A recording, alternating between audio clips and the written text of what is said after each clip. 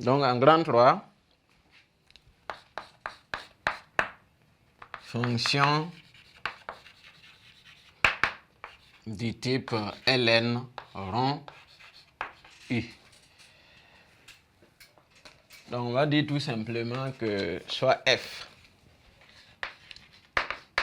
de x égale à ln de u de x, une fonction numérique. Une fonction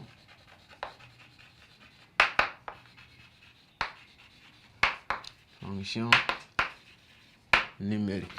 Donc ici, nous allons voir comment on détermine le domaine de définition des fonctions qui sont écrites sous la forme de ln de u de x, où u est une autre fonction. Alors, comment calculer les limites, comment calculer les dérivées et éventuellement donc des primitives. Voilà. Donc en petit 1, nous allons commencer d'abord par le domaine donc de définition. Le domaine de définition. Donc il faut dire que, alors si f de x égale à ln de u de x, alors d de f, c'est l'ensemble des réels tels que u de x soit strictement supérieur à 0. Donc, puisque on a dit que la fonction logarithme n'est définie que pour des réels strictement positifs, alors si on veut le domaine de ln de u, on pose u de x strictement supérieur à 0. Ensuite, je résous cette inéquation et je trouve un intervalle à la fin correspondant à mon domaine donc, de définition. Après le domaine de définition, on peut voir en petit d les limites. Comment on calcule des limites des fonctions définies par f de x égale à ln de u de x. Donc pour le calcul des limites, on va dire soit a, b et c des réels ou bien infini. Donc ça peut être plus infini ou moins infini. Donc pour calculer ces limites, par exemple, je souhaite calculer ici la limite de ln de i de x lorsque u tend vers x tend vers plutôt a. Donc on va utiliser la limite des fonctions composées. Donc on va calculer si c'est une propriété, si la limite lorsque x tend vers a de u de x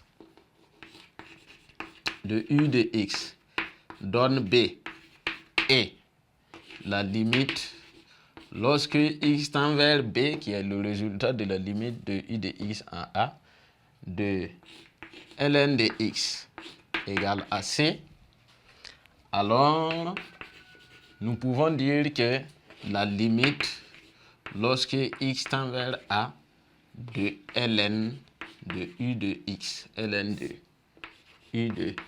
x, égale à tout simplement c. J'encadre. Donc on enlève le contenu de ln. Je calcule la limite, je trouve b. Ensuite, je calcule la limite de ln de x simplement. Lorsque x tend vers le résultat de la limite, si je trouve c, je peux conclure sur la limite de ln de u de x. Ensuite, après donc les limites aux bornes, on peut voir en petit 3 comment dériver. Dérivation. Donc, comment on dérive des fonctions du type f de x égale à ln de u de x. On va dire que si U est dérivable et strictement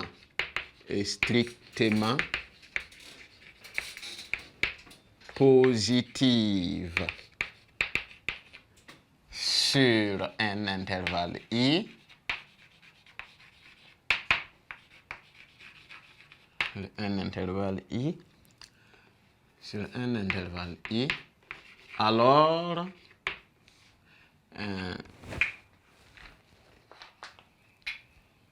ln de U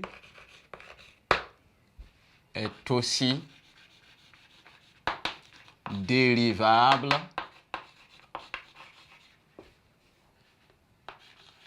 sur I, et on a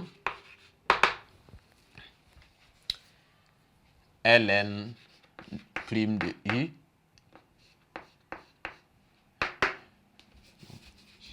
ln prime de U égale à U prime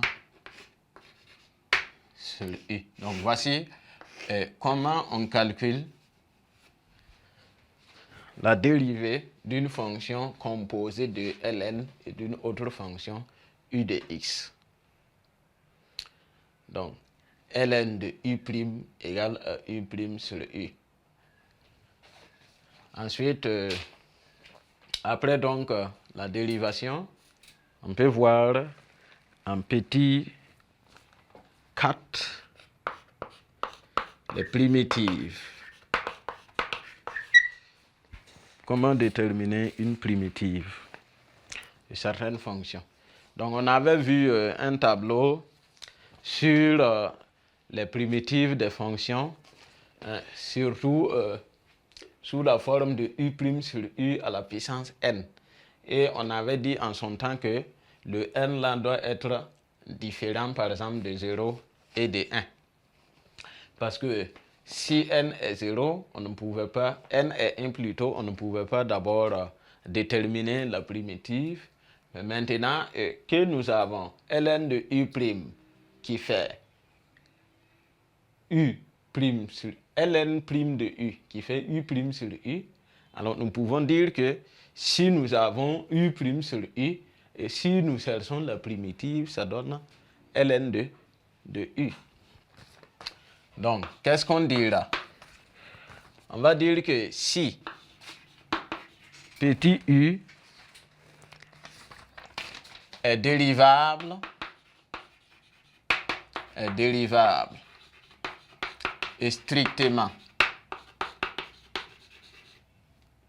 et strictement positive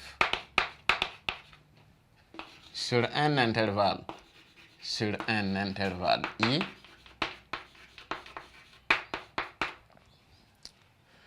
alors la fonction petit f égale à U' sur U,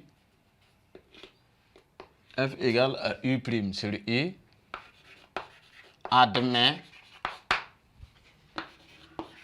des primitives sur I de la forme définie par grand F,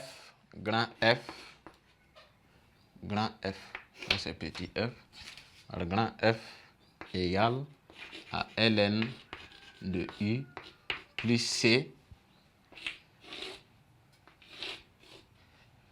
avec C bien sûr un élément, une constante réelle, un élément donc de R. Donc lorsque je suis en train de travailler sur des primitives, si je cherche une primitive de la forme U' sur U, alors sa primitive c'est ln de U plus une constante C, parce qu'il y a une infinité de primitives, rappelez-vous.